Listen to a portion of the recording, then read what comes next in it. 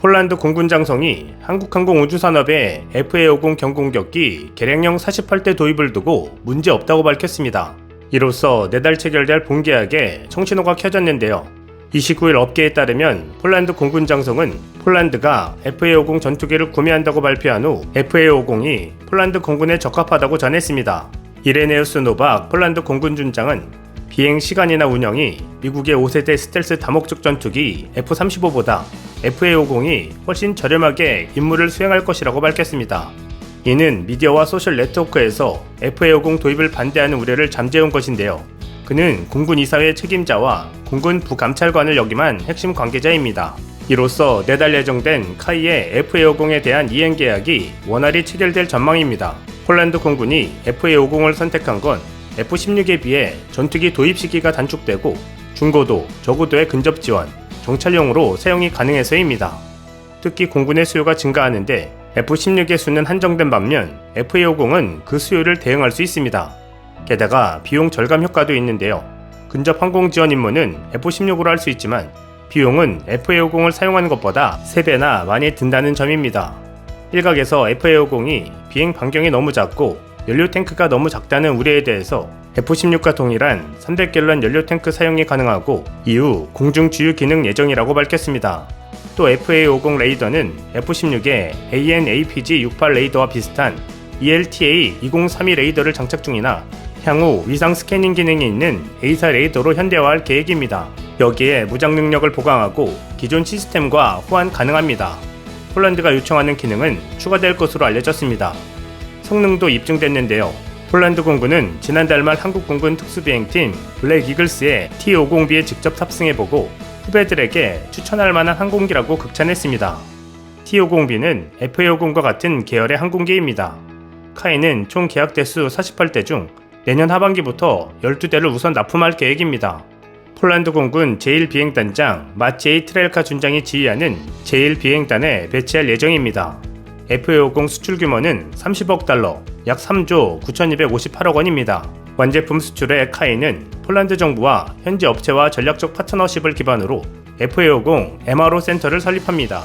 폴란드 공군의 FA-50을 활용한 국제비행훈련학교 설립과 운영도 추진하고 있습니다. 이런 가운데 인도네시아가 드디어 대금을 지급했다는 소식이 전해졌습니다. 안타깝게도 KF-21 보라매 개발에 대한 밀린 분담금 지급은 아니고 작년 7월에 T-50I 전술을 연기 6대 및 항공기 운영을 위한 추가 패키지에 대한 계약건입니다. 원래 인도네시아는 그해 12월에 T-50 추가 수출분을 입금하기로 했었지만 3번 정도 약속을 미뤄오다 올해 10월까지 미뤘던 상태였습니다. 그런데 29일 계약금 2억 4천만 달러 중 선수금을 입금했습니다. 이로써 인도네시아가 T-50I를 인도받을 수 있게 된 것인데요. 인도네시아로서는 현재 물량이 폴란드로 갈 것을 우려해 선수금을 입금한 것으로 보입니다. 자칫 늑장 부렸다간 폴란드가 계약한 48대 뒤로 줄을 서야 하는 상황을 고려한 것으로 보입니다. 인도네시아 내부에서는 지난 7월 T-50I 조종사가 추락해 숨지는 사고가 발생하며 말들이 많았었습니다. 하지만 결국 폴란드가 한국 FA-50 대량 계약을 체결하자 추가 수입에 있어 발등에 불이 떨어진 모양새입니다. 인도네시아는 오히려 시간만 끌다가 500억 원을 더 내는 셈이 됐는데요. 현재 환율이 1349원까지 치솟아 동일 계약금 2억 4천만 달러, 계약일 환율 기준 2744억 8800만 원은 현재 약 3230억 원 정도 되기 때문입니다.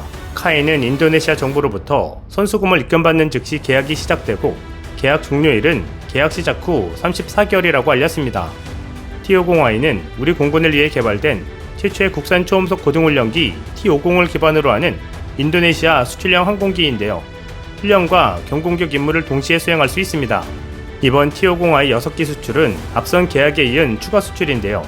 카이는 인도네시아에 2011년 5월 25일 T-50I 16기, 2018년 11월 8일 T-50I 레이더 및 기관총 장착 사업 등을 수출한 바 있습니다. 결국 인도네시아는 발등에 불이 떨어져야 대금을 지급한다는 것을 알 수 있는 부분입니다. 우선 이번 선수금은 2022년 예산 배정을 통해 초기 대금을 지급한 것이고 나머지 대금은 해외 대출로 조달할 계획으로 전해졌습니다. 이 소식이 전해지자 한국 누리꾼들은 비판을 가하는 상황인데요. 폴란드에 물량 뺏길까봐 돈 내는 거 추하다. KF-21 보라매 대금이나 빨리 지불해라. 선수금? 그럼 잔금은 또 차일피일 미루고 떼먹을 궁리하겠네. 독하다 독해. 폴란드 대박 터지니 쫄려서 내나보다. 진상 고갱이네. 내야 할 거 안 내다가 이제야 주다니 라는 반응을 보였습니다. 한편 식량난과 에너지난을 겪고 있는 북한이 우크라이나 전쟁을 기회로 삼고 있다는 분석이 나오고 있습니다. 이 월스트리트저널은 28일 러시아가 독립공화국으로 승인한 돈바스 지역의 도네츠크 인민공화국과 루안스크 인민공화국 지역 재건 산업에 북한 노동자를 파견하길 원하고 있다고 보도했는데요. 이는 김정은 정권의 해외 수입원이 될 수 있다는 우려를 낳고 있습니다. 또 러시아의 곡물과 석유를 저렴하게 수입하는 대가로 북한 군인을 우크라이나에 파견해 전투에 참여토록 하는 모스크바와 합의를 모색하는 것으로 알려지고 있습니다. 이에 EU에서는 러시아가 북한과 동맹을 수용하는 것은 역사를 퇴보시키는 잔혹한 행위라고 규정하고 있습니다. 현실화를 막아야 하며 이를 위해 강력한 조치를 단행해야 한다는 입장인데요. 푸틴과 김정은이 최근 서신을 주고받았습니다. 러시아와 북한은 서로를 잘 이해하고 있고 앞으로 더 강한 유대를 원하며 적군의 위협 공동으로 결속되어 있다는 메시지를 교환한 것으로 알려졌습니다.